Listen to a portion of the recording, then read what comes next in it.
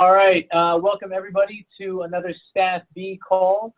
Today we have Curtis and Jake presenting on Singularity. I think this is going to be particularly helpful for state laboratories who have been interested in using a lot of the StaPH-B Docker images that Curtis and Kelsey have pioneered and that have been a really big influence on a lot of our works ever since they put that together.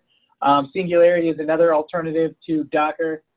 Also really helpful for those who aren't able to do things like getting root privileges to their compute environment. So with that little brief introduction, I'm going to let Jake take the floor, and then we'll have questions and discussions at the end. Go ahead, Jake. Sounds good. Thanks. So I'm Jake Garfin. For those of you who don't know me, I work at the Minnesota Department of Health in the Sequencing and Bioinformatics unit. And so we brought on Singularity about a year and a half ago as a way to kind of use those Docker images on the HPC system at the University of Minnesota. So for the most part, HPC providers don't like to make Docker available, but in a lot of cases, they will make Singularity available. And since Singularity is compatible with Docker images, we can take those pre-made containers and run them in that HPC environment.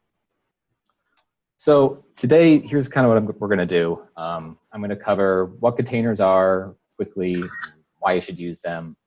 I'll talk about Singularity and its differences from Docker, maybe why you should start using it, and then we'll have a short demo from Curtis of actually running through some workflows, pulling images, that kind of thing. So what is a container? A container is a way of packaging code, dependencies, and some parts of a base operating system all in one package that you can then distribute and that will run isolated from everything else on your computer. In some ways, this is similar to a VM, only the virtualization is happening at the operating system level instead of at the hardware level. As a result, there's a lot less overhead. So when you start a container, start some analysis in a container, it starts almost instantly, and there's no real slowdown of running your analysis inside that container compared to running it just on the host system. So you don't really lose anything in performance. You're just running just the tool you want and its dependencies in its own little package, separate from everything else on your computer. If you're just getting started with containers, if you don't have a lot of experience with this, the January of this year's StaPH-B call was an overview of Docker and containers in general. It gets a little more into depth about why you should use these things and the details that I'm going to today. And so if you're just starting with containers, that's a great way to spend an hour. Just go back, watch that call. Definitely worth your time. So let's talk about some benefits why you might want to use containers in general. Containers help make software more reproducible because when you ship that container, you're not only shipping the actual tool that you're interested in, you're also shipping the entire software environment and any dependencies for that tool. You can be fairly certain that anytime you run an analysis in that container, you're going to get the same output. You're going to be using the same dependencies. And so this eliminates a lot of that, well, it works on my machine and it doesn't work somewhere else, or that I got a slightly different result when I ran it on my local machine versus on HPC or on the cloud, because you're actually running the same installation basically with this container. Another thing to mention is that container images, which we'll talk about exactly what that is in a second, but the images themselves are read-only. So every time you start a containerized analysis, you're starting at the same point, and you might be bringing in new data to analyze, but the actual piece of software is starting at the same place. So this means also that people who are using containers can't accidentally break the install by deleting some configuration file or some hidden dependency or something like that. Because they're ephemeral, short-lived, you start an analysis, you run it, the actively running container disappears, and you go back to that sort of checkpointed image every time you start your analysis. The other thing to mention kind of going along with that is containers are isolated both from the host and each other. So if I have a Seek02 container here, and it has a whole bunch of dependencies in that container along with Seek0 and some base operating system, this is all that Seek02 can see. So if I have this container running on a host that, say, also has Blast installed, but it's an old version that maybe isn't compatible with Seek0, I don't have to do anything to manage which version of Blast Seek0 is going to be able to look at. It's always going to pick the one in the container. It's not even going to know that this one is here. That isolation also applies to any other containerized tools you have on your system. So we have a different Salmonella serotyping tool here. It has a different version of BLAST. 602 isn't going to know that's there. It can only see what's in this container. So you're always getting that reproducible analysis with the same dependencies. Containers also help make software more redistributable or easier to distribute. It's really easy once you've built a Singularity image or a Docker image to take that image, upload it to an online repository like Docker Hub, like Singularity Hub or Quay, and then basically make that available to anyone else who wants it. If you think about conventional software distribution for bioinformatics tools, you're talking about going to GitHub, downloading the source code, finding all the dependencies, both those that are documented and those that maybe aren't documented, installing all of that. With containers, that's all prepackaged together, and it's one simple thing to get. That makes it really easy to run the same analysis in 2 labs or on 2 platforms. And because we know that that container is running reproducibly, it means if we do a lot of work to say that this container image works for this analysis, it makes it really easy to take that and send it somewhere else, and they can expect to get the same results. Containers help make software a little more portable. Basically, you can, like I've sort of mentioned before, you can develop, once you develop that image, you can ship that to whatever platform you want, whether it's HPC or Cloud VM or local machine, and run it and expect to get the same results. So you can take your tool with you wherever you're doing the analysis. For us, this is sort of nice. So we develop our containers on our Cloud VM system, but a lot of times the stuff we're going to be running routinely, we want to run on the HPC.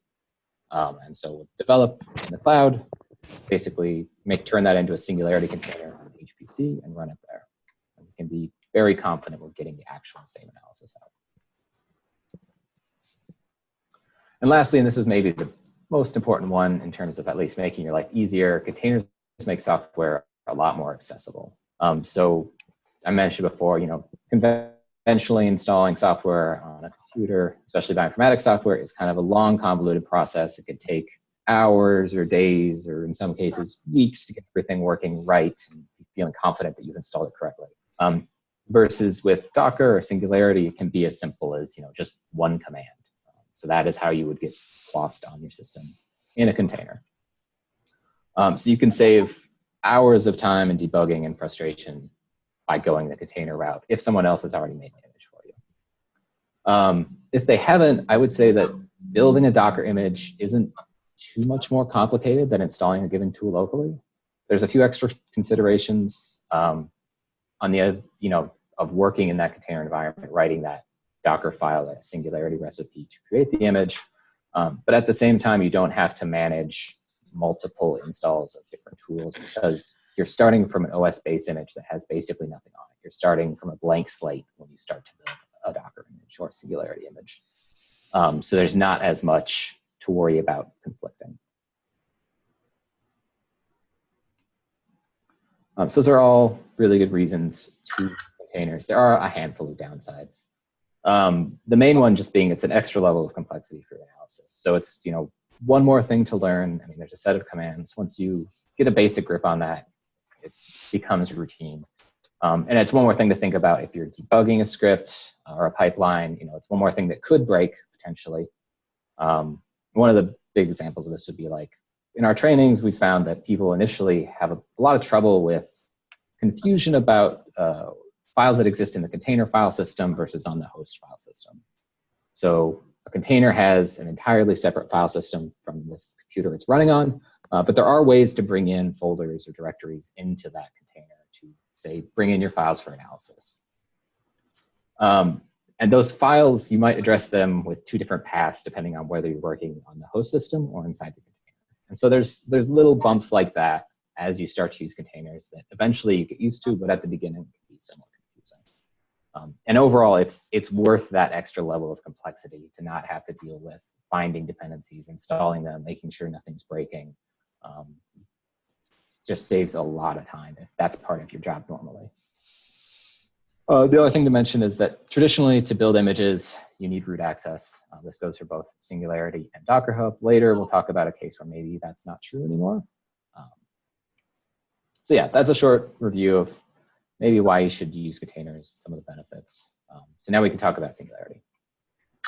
So Singularity is a container engine like Docker. So it was originally developed at the Lawrence Berkeley National Lab with a focus on scientific computing and compatibility with HPC systems. So they had seen what Docker had done for like web services and IT and said, it would be nice if we could use that on our big HPCs.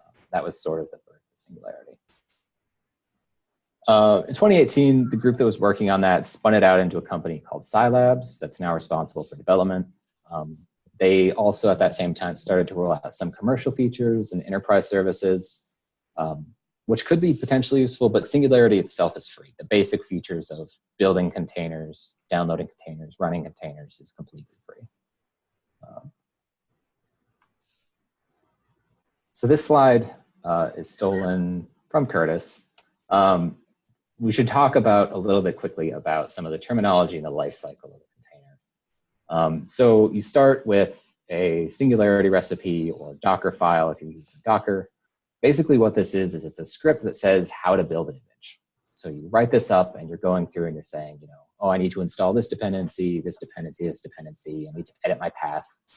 And you run it through this Singularity build or Docker build function. And what you get out of that is a Singularity image or a Docker image. So this is the state of that active container at the end of running this script.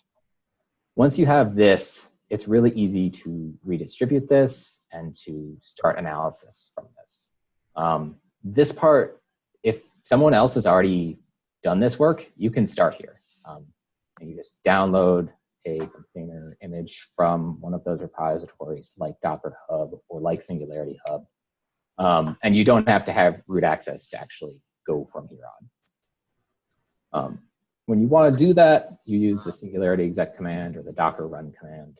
And what that does is you feed it Singularity exec, the name of a container, image, and then the command, and it spawns the actual Singularity container. So when we talk about a container, really we're talking about the piece of the analysis that's running, and then at the end of our analysis, we're going to get rid of this. We're just going to be left with our results files.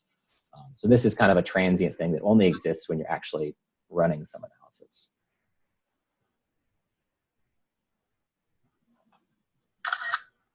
So to get into differences between Singularity and Docker, Singularity is generally considered to be more secure. It doesn't require having root access or root daemon to actually run the containers.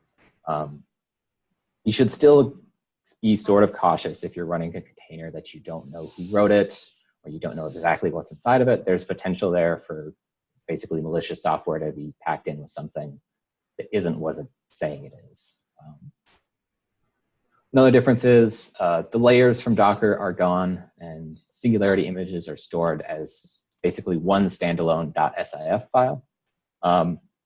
This is kind of nice because we can redistribute that SIF the same way we redistribute any other file. So you don't necessarily have to be working with an online repository if you want to share a container that you've made or a container image that you've made. Because Singularity is built for scientific computing, it makes some different assumptions about what you want to do.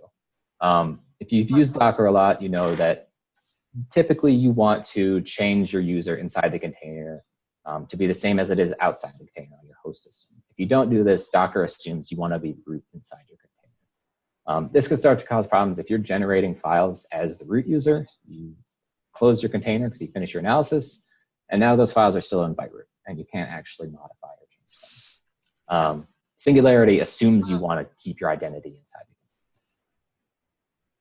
Another thing Singularity does that can be helpful or in some cases confusing is it will auto-mount your entire home directory inside a container. So like with Docker, typically we pick a folder, we mount it in /data, our info files or whatever. Singularity is going to take your entire home directory and bring that into the container as the home directory. So anything in there could potentially be modified by the container. That's sort of the risk. The upside here is that you don't have to mess around with addressing those files that are in your home directory with a different path. You can use the same one you use outside the container. One of the last and probably the biggest differentiator between Docker and Singularity is that Singularity is a lot more likely to be supported on HPC systems. Docker just was not built for that, and Singularity was. There are certain cases where you can get access to Docker in HPC systems, but it's definitely not the standard. That may not apply to you if you don't have access to HPC, you're not interested in HPCs. Singularity will still work anywhere else you want to run it to. So looking at some basic commands, and just comparing the differences between Docker and Singularity. If we want to pull an image from Docker Hub, fairly straightforward.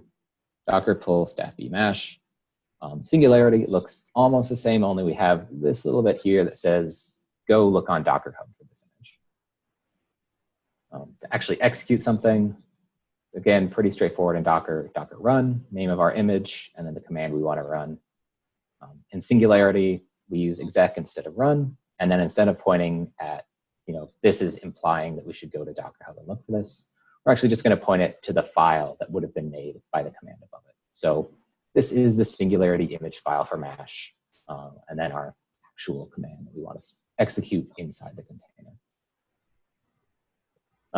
If we want to get a shell inside a container, Docker, we do that with this -it flag. Singularity, they think that's something you're going to want to do very routinely. They have just a slightly different command. Shell will just get you a shell inside the container, like you SSH'd into it, basically. So if you want to run stuff interactively inside a container, this is how you go about it.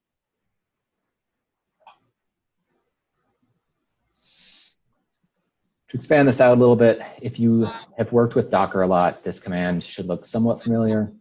It's basically all the extra little bits you need to add to your Docker run command to get it to behave like you want it to behave. The first one of those is this rm true. This basically says when the container finishes analysis, delete it. We don't want it running in the background forever. This little bit, the -v, says bring in our present working directory inside the container as /data. So if we need to bring in some input files, this is how we do that. -u is the flag to set the user ID inside the container. So this brings your user into the with you. And so these two, this -u and -rm, those are assumed in Singularity. So you don't see them on the equivalent command back here. We can bind directories with Singularity and bring them in much the same way with -b. But if our files of interest are in our user's home directory, we don't even need to do that necessarily. We can leave it out entirely and address them the same way we would on the host system. So it's a little simpler to run. I think most people who are running Docker routinely probably have this aliased or as a function, so they're not actually typing this out every time. One of the differences for something that's kind of designed for scientific computing. So overall, Docker, Singularity, very similar in terms of usage. So why should you try Singularity? It's really easy to get started. If you're on HPC or if you're using a VM managed by someone else, there's a chance that Singularity might already be installed. If it's not and you have root access, installing Singularity is pretty straightforward. It's really 3 steps. I've done this a couple times. It's never broken on me halfway through. So it's probably easier to install than most bioinformatics software just to start. Not too hard to get up and running. I've mentioned this before, but Docker is compatible for the most part with Singularity images.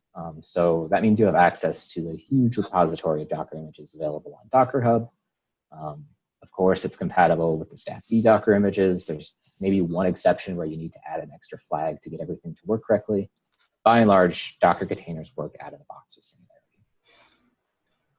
It's worth also mentioning the Biocontainers project. They will work in Singularity. Singularity Hub is the Singularity equivalent to Docker Hub. So it's images built natively for Singularity, whether they're being converted Docker images, and then the main Docker Hub page. If you're looking for a tool or seeing if someone's already built a container image for a tool, typically I would say start at the top of this list and work your way down. The quality at the top of this list is more guaranteed than the quality at the bottom of this list. Singularity is compatible with most of the really big workflow managers. So if you're using Nextflow or SnakeMake or the StaPH-B toolkit, Singularity support is built into all of those. I've used it with all of those. They all work pretty well. There's also a Python API available if you're using Python as your workflow manager. Of course, it works with bash scripts. It's surprisingly well supported in different workflow managers. And the last thing is portability. If you have an image and you want to be able to run it on basically any platform, almost any platform, as far as I know, it won't run natively on Windows. There are some weird sort of hacky workarounds. There's a Mac beta out right now. It's not necessarily as well supported as running on relatively recent Linux system, but if you want to run on HPC, cloud, local, whatever else you have, Singularity is a really good way to reach broad potential user base.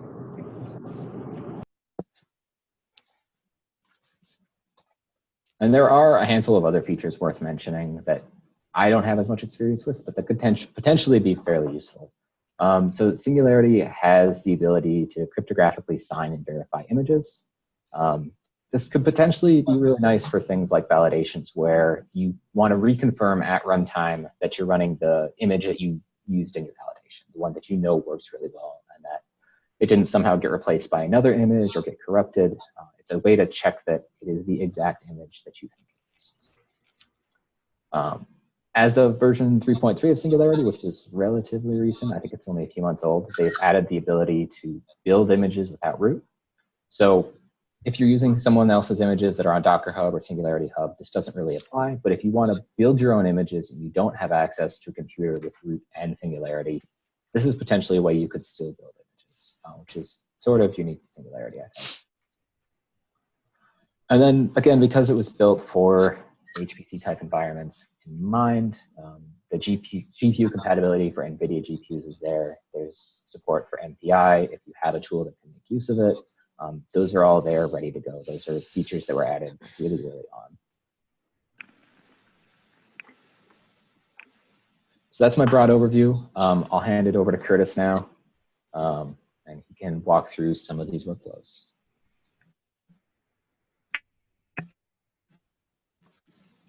All righty, cool. Thank you, Jake. Okay. All right, can you guys see my slides? Yep. Yep. Okay, cool. Awesome. So hey, everybody. If you don't know me, my name is Curtis. I work in the enteric diseases lab branch here at the CDC. I've been working with software containers for a little over a year now, about a year and a half, I'd say. Really started out with Docker, working on Docker images during my bioinformatics fellowship I did at the Colorado State Lab, and I've since have started at the CDC and sort of have shifted towards using Singularity a little bit more. It's more well supported here, especially now that I'm working pretty routinely on on an HPC environment. And there's my email if you want to reach out to me with questions. And if you have questions during this demo, please feel free to stop me. I'd be happy to answer them. So yeah. So first step, like Jake mentioned, is to install Singularity. I'm not going to go ahead and demo that. I don't want to take up too much time, but it does, again, require sudo or admin privileges to install. But if you're working on a shared resource, that shouldn't be an issue. So again, like Jake mentioned, it doesn't run natively on Mac or Windows. You can get a virtual machine or use the latest version of Singularity for Macs, but it really runs best on Linux. There's a link to the latest user guide for installation. It's really not too bad. It's worth the little tiny bit of trouble to install Singularity to get over the massive troubles that you can get with installing bioinformatics software. So highly recommend it. It's really the 3 steps in getting your dependencies from apt-get or yum, installing Go, and then Singularity itself. And if you are working on an HPC system, you need to talk to a sysadmin and politely ask them to install it. Singularity's guide has a section. They actually have a pre-written letter you can just hand to them and say, hey, we really would like Singularity. Look at all these advanced computing centers that already have it installed and are using it routinely. So there is a way to get Singularity on whatever system you're working on. All right, so I'm going to be flipping back and forth between terminal and my slides. So let me go to the terminal. Is this big enough? Is there anybody that would like me to make it bigger, the text bigger? Can you guys still see it? Good to me. Is that good? Okay, cool. So again, first step is make sure you have Singularity installed. It follows the convention of many Linux programs where you can just type the command and --help, --version, check to make sure it's there. So I'll just do that real quick. I've already checked this like 10 times today, but let's make sure it's there. Singularity, help. All right. We got our help options pop up for Singularity. That's great. If we want to figure out where it's installed, run which Singularity. Okay, that's great. It's installed. And if we want to see the help options for the subcommands, like Singularity exec or build or shell, you can just type out the syntax here. Let me change this to a laser pointer. There we go. And you'll get the help options specific for those subcommands. Okay, let's go to my next slide. All right, so once you make sure you got Singularity installed, the first step is to really get an image, either a Docker image, Singularity image. Today I'm going to go through how to download from Docker Hub and get an image onto your machine. So the basic format, Jake mentioned Singularity pool, but the command Singularity build essentially works the same, where you just say Singularity build, and then you give it a name, whatever name you want to name the file or the executable file, and then the URL to where that Docker image or Singularity image exists. So we're going to go through a simple example here, just Singularity build and a image called lolcow. Let's go. So I'm going to clear the screen. We're going to do Singularity build my lolcow .sif. That's pretty much the standard Singularity image format extension, but you honestly don't need that. It just helps to know, oh, this file is a Singularity image. But anyways, we'll name it that, and then we're going to give it the URL to where it exists on Docker Hub. So this Docker // indicates it's on Docker Hub. And then we're going to get from this Godlove DC. I think he was one of the creators of Singularity, one of the initial developers. And then the name of the actual repository.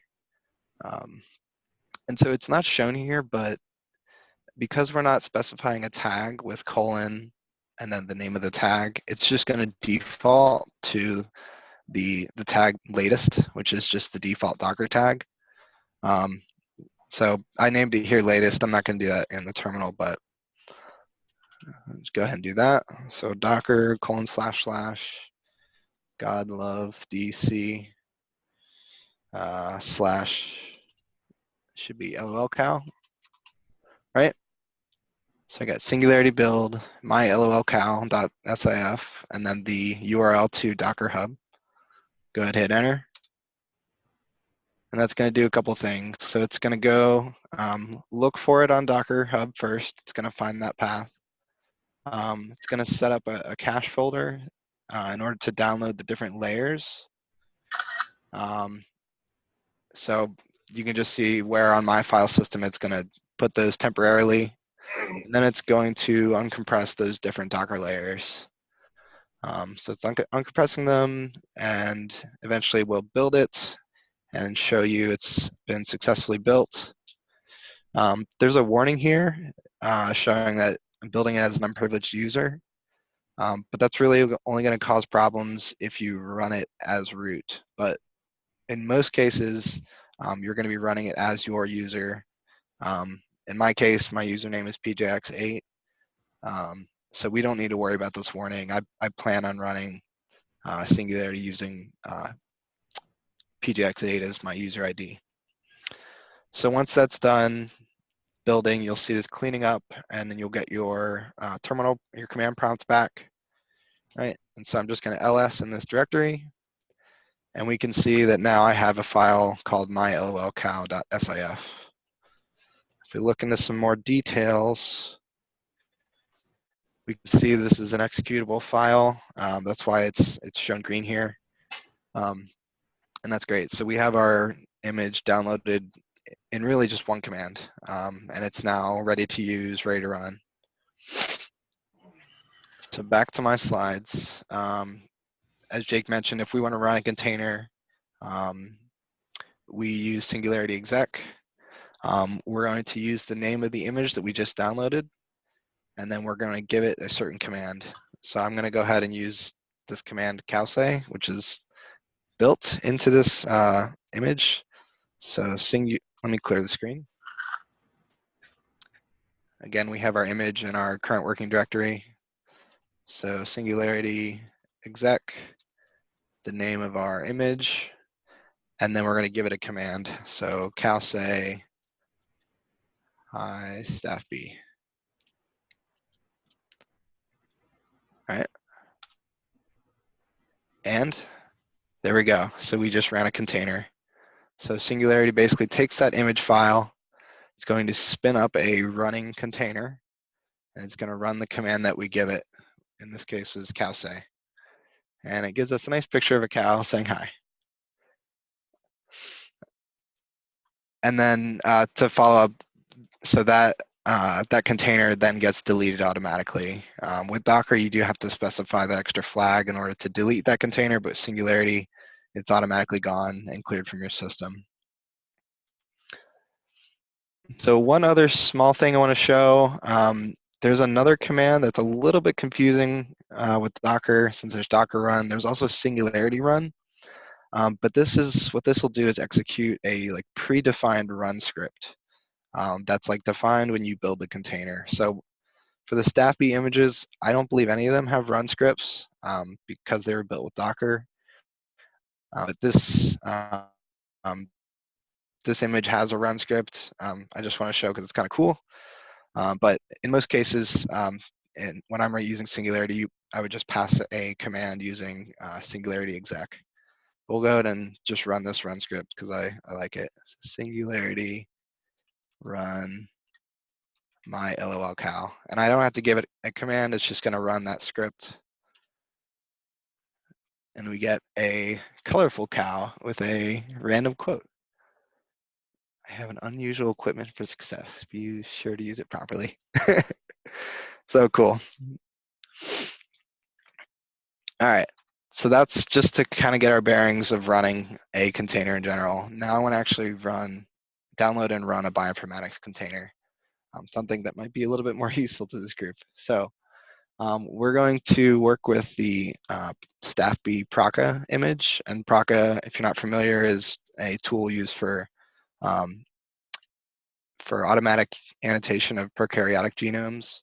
So it takes in a genome assembly and spits out a bunch of files, but essentially tries to annotate those that assembly with genes. So we're going to go ahead and build another image, this time from the StaPH-B repository. And in this case, I am going to use a tag. And for all of our StaPH-B images, we specify the tags to mirror the version of the program inside. So we're going to get the Docker image with the tag 1.14.0, which is just the version of Praka that's inside the image or container. All right, so clear the screen. So Singularity build Praka 1.14.0.sif. I'm gonna go to Docker, StaPH-B repository, Praka, and then 1.14.0. So again, the base command is Singularity build. Here's what I want to name it. Can be whatever, but it's good practice to give it a descriptive name. And then here's the URL to Docker Hub. So go ahead and run that. Again, it's going to find that path on Docker Hub, download it to our temporary cache, Gonna explode all the different layers or uncompress. And should be done building here in a sec. Yep.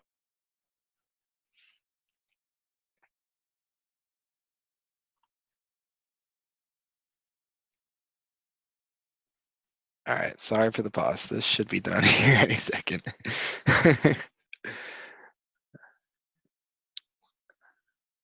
This did not happen during my test. It was much quicker. Oh, there we go. Okay. So it says it built our container, right? If I do a quick ls, look at my working directory, there is our executable Singularity image. So I'll do an ll just to show we have our executable flags there. So that's great. We got our Proca image in one command. I don't know if anybody's tried to install Proca natively before, but it is quite a bear. It's a Perl program and has lots of dependencies. So this is much easier than trying to install it on your own. Do not recommend it. But anyways, so we built our image. We saw our executable file or the Singularity image. And one helpful command is a subcommand called Singularity Inspect. So we can look at some of the metadata as long as this has been specified when the container is built. So it's just Singularity Inspect and then the name of the image. So again, here's our container or our image, Singularity Inspect. It's going to spit out some metadata that we had specified when we built the image. So if you want to know what the base image that was used to build, we typically use just an Ubuntu image to build upon. That can be useful. You can figure out where the software was gotten from originally on GitHub, see the license, just some other useful metadata about the image. So this can be really useful if it's been specified for foreign images that you don't know who made them. You know, they may or may not have put in metadata, but StaPH-B images. And so now that we have our image downloaded, we're going to go ahead and pull up the help options from within the container. So again, we're going to use Singularity exec and then name of our image and give it a command. So proca -- help. Exec proca and then proca -- help.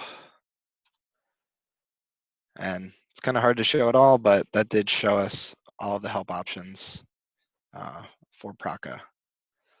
So that's great. It took what, a minute to install that, so that's much faster than trying to install not using Singularity. All right, on to my next slide. So I recommend using shell mode. Jake had referenced this earlier. It's an alternative to using Singularity exec, where you can basically SSH into a container, get inside the file system within the container. I recommend it if you're starting out with Singularity because it helps you get your bearings set or figure out how the file systems line up between your local computer and within the container. So the base command is just Singularity shell proca, and I'll demonstrate that now. So Singularity shell, the name of our image. And so notice how my command prompt here shows my user, my host, and this is what directory I'm currently in.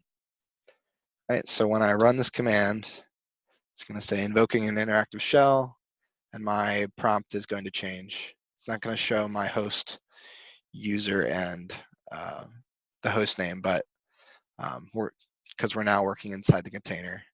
And so this is showing the directory that I'm in right now. So as Jake mentioned, Singularity automatically mounts your entire home directory inside the container when you use Singularity shell. So right now I could change to my home directory and see all my stuff. Right, don't worry about reading all this, but this is all my stuff in my home directory. So that's great if you don't mind editing files in your home directory. But there is a way around this. You can prevent it from doing that. So I'm going to go ahead and exit out of the shell here with just the command exit. And now I'm back to my normal prompt. So I'm back on my host machine and outside the container. So if I wanted to not mount my entire home directory, I can give it a flag -- no home. So let me clear the screen. Shell and then -- no home. And I'm also going to add one more flag in there. So as Jake mentioned, you can bind specific directories. So the format is to specify the directory that you want to mount. So in this case, I'm going to mount my current working directory, which is the StaPH-B Singularity demo directory. And then you list the directory inside the container that you want to mount it to. So we typically use this /data directory. It's at the root of the container file system. If that directory does not exist, I believe it gets created automatically. But it's an easy way to know, all right, all my input data will go into this directory, and then all my output data will also be written here, and eventually wind up in my local file system. So this might look a little foreign at the moment, but we're going to go ahead and I'll show you exactly how this works. So maybe before I run this, all right, so here's my current working directory in my host system, right? I have the config file, my 2 images that we made, and another directory. If I run this shell command, I'm going to go ahead and enter into the container. I'm going to prevent it from mounting the whole home directory, and I want to bind this specific directory, so my present working directory only. I'm going to go ahead and run. This warning is fine. Obviously, we don't want to mount our home.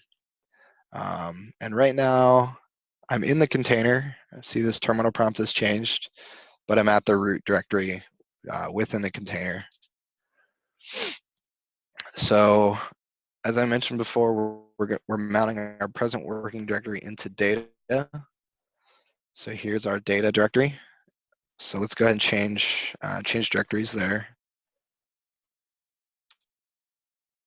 And if I do an ls, we can see all of my files and directories from my mounted directory. So this StaPH-B Singularity demo, since that was my present working directory, all the files in there are now exist within the container at /data. So the color is a little off because it doesn't have colors set. I think this is how there we go. So see how this now matches within the container. It's going to match to outside of the container here. So that's how you would get data in again, and this is how we're going to get data out, right? So if we want to get resulting files from running Proco or something, I typically put them in the /data directory. So if I just make a file, right, I'm just going to make a random file here called fakefile.txt. It exists in this data directory. And now if I exit outside of the container, go back to my local system, I can do an ls, and there is that fake file that I just made. And so it's also good. Remember, Singularity automatically sets your user ID equivalent to what is on your local system. So this fake file is not owned by root. It's owned by PJX8, which is great. We don't have to worry about changing the permissions on it. So any questions on that? Is that clear to everybody on how to get data in and out? Okay, cool. Should have time for questions at the end, but okay. So we just ran through this: how to mount a directory, how to exit shell mode. I guess I jumped ahead a little bit. I've made a dummy file in that directory, and that file ended up in our home or in our present working directory. So that's great. Now we're going to go ahead and run Praca from outside of the container. So not using shell mode, we're going to use exec. So let me clear the screen. So this config file is just it's a single config from a salmonella isolate. Just for the sake of time, it's going to annotate it in hopefully like 20 seconds. So we're going to go ahead and run Praca from the non-interactive motor, just using Singularity exec. All right, so I want to use the same flags that I was using before. I don't want to mount my home directory, and I'm going to mount my present working directory to /data inside the container. And then we have to tell Singularity the name of our image, so this .sif, and then give it a command. So in this case, we're going to run Praca. So Praca, so I have it here. This is really just a one-line command broken into two. We're going to give it our output directory, number of CPUs to use, and the input file. So again, if I mount my present working directory, which has that config, to /data, we need to tell Praca, look in data for that config file here.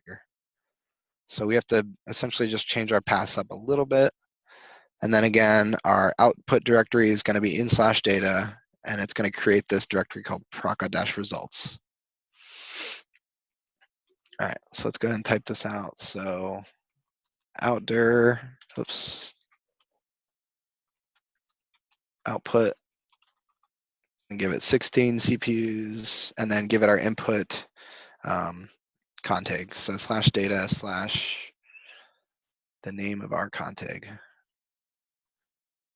All right, so again, just break this down. You got Singularity exec. We do not want to mount our home directory. We want to mount this specific directory into /data in the container, and then we're going to give it our full Praca command. So let's go ahead and run this. I don't expect you to read all this. This goes by very quickly. It's annotating that config right now. Should be finished here. I think it's only like 120 KB. So there we go. We annotated our genome or our config using Praca in a Singularity container. So yeah, and now we are back at our normal terminal. We're outside of the container. It automatically exited, and we can look at our results. So now we have our Praca output directory. Let's see what's inside of that. We get our output from Praca, and we're just going to look at one of the files to prove it did run. So just look at the first 40 lines from one of these. So there we go. We got our gene annotations.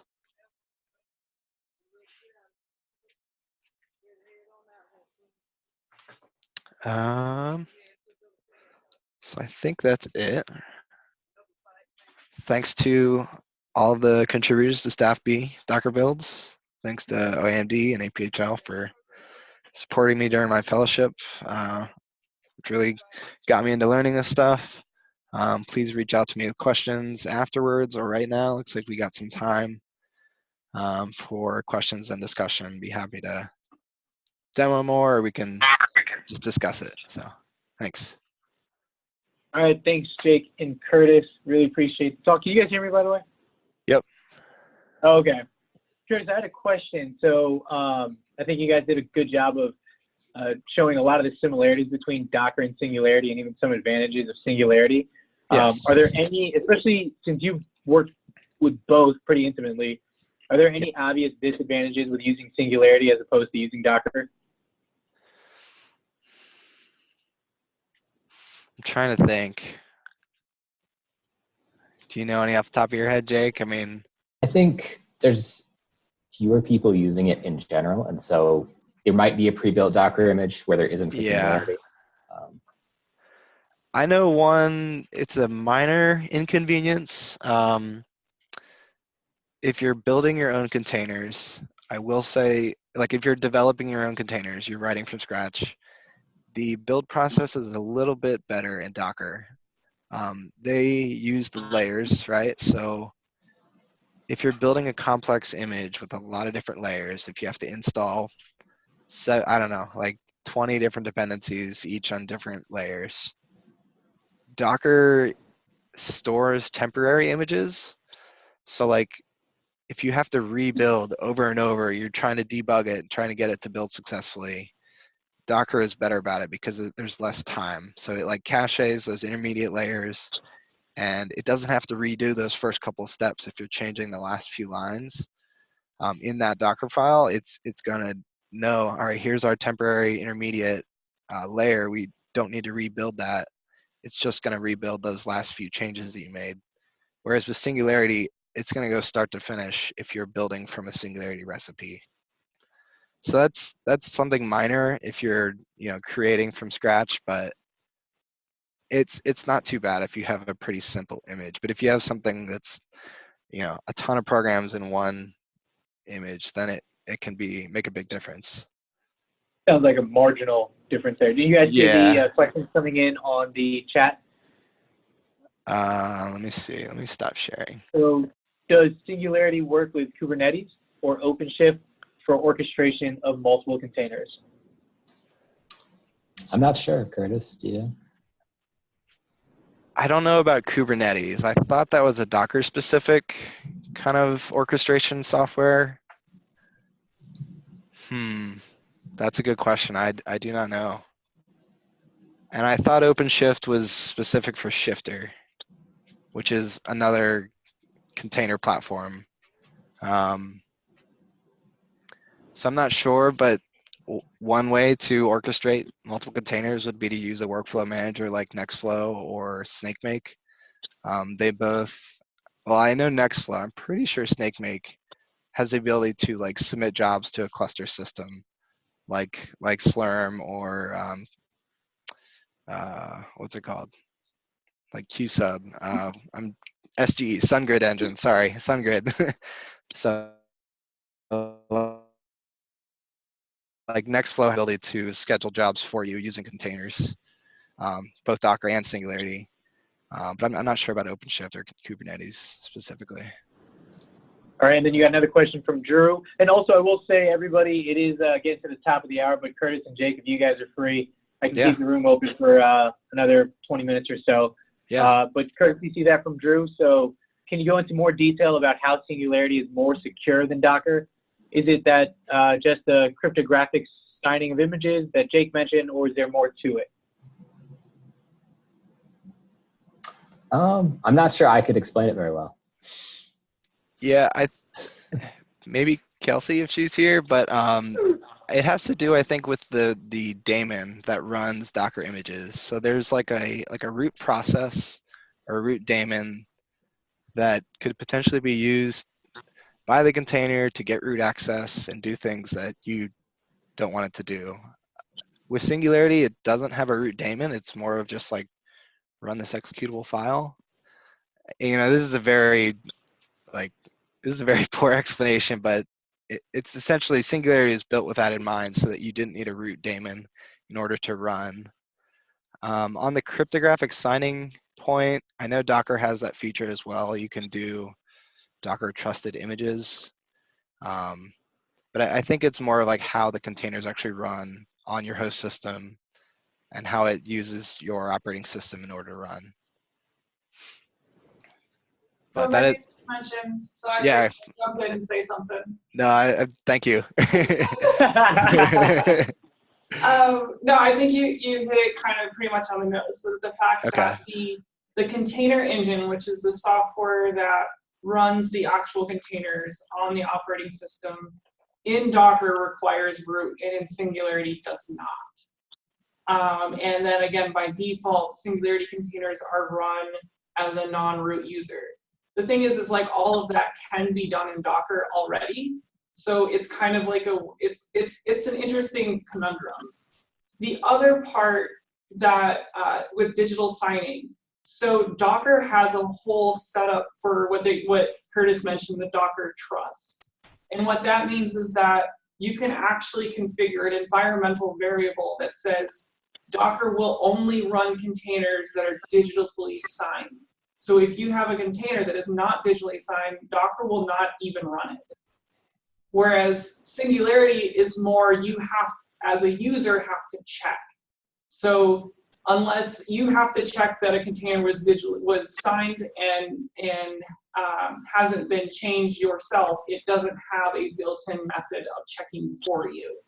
So that's kind of the difference in the digital signing. Docker has it as like a service that the container engine provides, and Singularity has it as like a feature that you can use when you want to. Hopefully that makes sense. Definitely. Thanks for that, Kelsey. And then Logan says, it seems like there's a lot of portability between Docker and Singularity, but you mentioned that there are situations where a Docker image won't work with Singularity. Can you explain any instances where that occurs and maybe speak to avoidance of those? Sure, yeah. So the problem arises when a Docker container is built as root, and so there are files that need to be changed that are owned by root at runtime. I think the Public Health England EMM typing tool is the only thing we have in the StaPH-B Docker images that requires this. And we get around it basically by mounting over that directory. And so we basically flip it out for our substituted one that is not owned by root, that can be edited then. Yeah, there's one other thing that has affected our StaPH-B images is for some reason these images are built with Docker, and if they're run using Singularity, sometimes certain variables won't be set. So there's one that's like lc equals all, and it's required, or lc all is equals to c, and that's required for Perl to run. So Perl scripts, so any Perl programs would not run, but we have kind of added this variable into the actual build of the image, so it's no longer a problem. So it's just something minor like that, like Perl might not run or Python might not run in Singularity, where it did work with Docker, no problem, but they're just minor things, but we can easily just so that they do run in both Docker and Singularity. So Logan, if you're thinking of building something, let me know and we can check over the Docker file or recipe. No, I was just curious, but thank you. Okay. Yeah.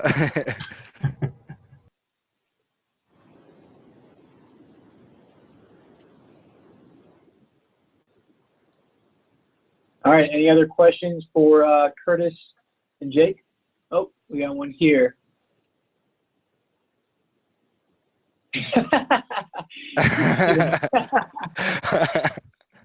Yeah. We'll fix that in post, Lee.